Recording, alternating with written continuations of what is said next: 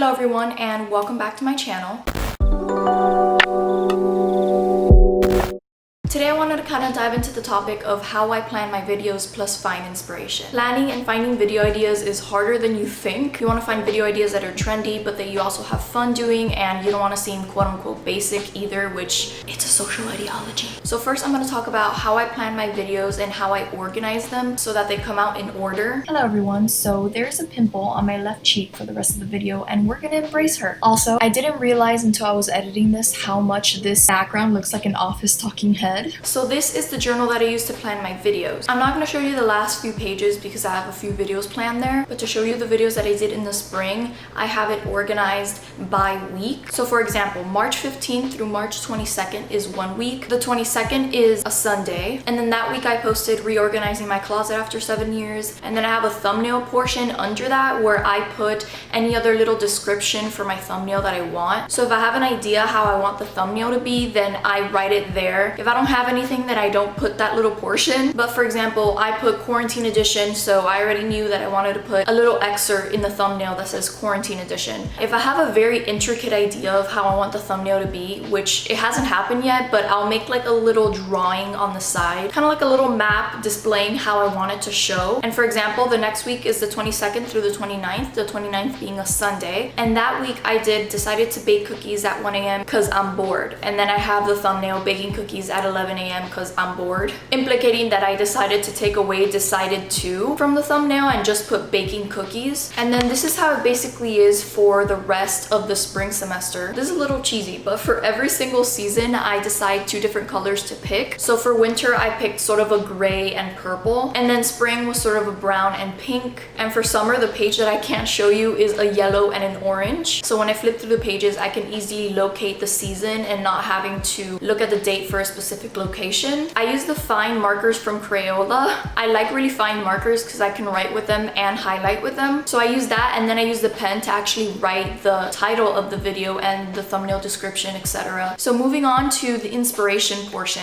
which is how I find inspiration for my video ideas. The simple answer is just watching a lot of YouTube. Whether you just decide to do a trendy video idea or you use a trendy video idea and kind of make it your own or change the idea behind the video idea. For example, when I posted the semester is over, now what video, I did that video because I didn't see on YouTube like post-semester glow up videos, and I feel like that's really important for me personally. I always try to get back into the groove of things after being super busy for months. I decided to do a video about mental health after my school semester and kind of go back into a healthier mindset and schedule, and that was sort of a mixture of different video ideas that I saw. I saw a lot of mental glow up videos, I saw a lot of get ready with me's for school, so I kind of got that idea by mixing a lot of video ideas that I saw on YouTube. So just watch a lot of YouTube. Sometimes I get video ideas on the spot, and that's why I have my notes app on my phone. Sometimes I'm driving or I'm in the middle of campus and I get this random video idea. So I have this note open on my notes app that's titled video ideas, and I just write random video ideas that I get. Sometimes I don't do them because I look back at it and I'm like, why did I think that was a good video idea? But I just write whatever I come up with, and I just write it on my phone because I will forget and I won't have time to write it on my journal if I want to. So I just end up writing it on my phone, and then when I sit down to organize the videos that I'm actually gonna do, I look through the notes app and I decide whether to do that video idea or not, or whether to change it up or just scrap it all together. Sometimes I'm running out of video ideas and I am not in an inspirational streak. So what I do is that I just do random things to spark my inspiration. I watch a lot of theater because theater inspires me too. I color, or lately I'm really getting into crocheting. Doing little random things to inspire me so that I spark that part of my brain to see that if maybe the next day or a few hours from then I can sit down and come up with a few video ideas. But that's only happened to me like once or twice. I usually just have a few video ideas that are written on my notes app. I only do that if I basically scrapped everything from my notes app and I decided to not do anything that I came up with. Another thing that I want to put in here is make sure that the video ideas that you do, you're gonna enjoy filming them. There has not been one video on this YouTube channel that I made so far that I have not enjoyed filming. I mean, it's supposed to be fun. There's a few trendy video ideas that I wanted to do, but I decided not to do because I know it's not gonna be fun for me. It could fit the vibe of my channel, but I just feel like it doesn't necessarily appeal to me. So you do whatever you want to do whatever you have fun doing. You are more important. I decided what video ideas I want to do. Now they go through a second elimination process. I go to Google Trends, which is essentially just a website on Google that shows you all of the analytics for Google searches, and since YouTube is part of Google, it also includes YouTube. So you put in the title that you want to do as a video idea. So let's say I want to do a productive workday with me. So I search up a productive workday, and then I see when throughout the year it's most popular. So as you can see, the best time for a productive workday with me is like the end of January. They're constantly updating the data so you can see so far this year how that video title has done on Google Trends. So I sit down and think, okay, is it a good time to post this video idea this month? Because every single season I sit down and do this so that I give myself a good 2 or 3 month leeway on when I want to post that video idea. Also, if you have any other similar video idea titles, like instead of a productive workday with me, you want to do how to work productively, then you can search up how to work productively and you can see which video idea actually does better on Google. Next, keep an eye on YouTube constantly. See what trends are about to like pop off. I feel like this works better like on TikTok, but it's also really good for YouTube. If you see that a video idea, a lot of people are starting to do them, sit down and think if this is a good video idea for you. If you're gonna have fun doing it, if you think that it fits the vibe of your channel, and if so, do it. Find a title that you like, put it on Google Trends, and then see if it does good and see if you can do the video. Another thing is that make sure that your video titles are searchable, because a lot of people are not going on YouTube and searching Lauren Marie and then click on my channel and then watches my videos. It just doesn't work that way. People are on YouTube to either search things or browse. Those are the two reasons why people are on YouTube. So if they're gonna search up how to tie a tie, make sure your video is called how to tie a tie easy version, so that anyone who searches up easy tie or tie easy version or how to tie a tie, your video shows up, because the word easy is on there, the word tie is on there, and the words how to is on there. So anyone who's searching around that perimeter can see your video pop up on their feed. This is not technically part of the video, but I wanted to put it in here because I feel like it can relate to the video. I feel like I haven't really talked about this on my channel, and it's where I find my music. So this is a sticky situation because YouTube is very, very picky on copyright, as they should be, because YouTubers are using other people's music left and right, and they're not asking the artist or shouting out the artist in the description. So to use music, you essentially have two options. You can use a service that gives you non-copyrighted music, or you can personally ask the artist if you can use their music on your video. Unless the artist is a very small artist that's trying to get themselves out there, I'm pretty sure they're not gonna let you use their music on your YouTube channel. So the most common way to do things are through a service. So there's a YouTube channel called Audio Library Music for Content Creators, and that's essentially a YouTube channel made from YouTube that a few times a week they post a new song on their YouTube channel, and you can use that song on your videos. So I like a few of the songs that they post, but most of these songs don't really fit the vibe that I want for my channel. But if you guys want to search it up, I'll leave the YouTube channel in the description. A lot of people use services that you have to pay for, so people pay like $5-10 a month to a service that provides the music every month that they can use in their videos, and then YouTube won't copyright it because you allegedly have a license that you pay for to use that music. But what I do and what I mostly recommend people do if they're gonna use a service that's not like the regular audio library from YouTube is to use Thematic. Thematic is essentially a free subscription. All you have to do is have a Gmail account, which means that you have a YouTube channel or you can subscribe to a YouTube channel, and you can sign up and you can just search up and look at all the different songs that they post. Every like few weeks they post like 3 or 4 songs, so it's not like pumping out a lot of content like the audio library, but it's definitely something to look at. Every few months I go back into Thematic and I pick new music for my videos, so I definitely recommend doing that if you want to buy non-copyrighted music. Thematic works for Instagram, YouTube, and Facebook, I believe. Essentially all you have to do to activate your license is just to put what they tell you on the description. So if you go down to my description right now, you can see that I have music in order of appearance and I have all of the music listed, and if you click on that link it takes you to the Thematic website, to the actual song that I used in my video.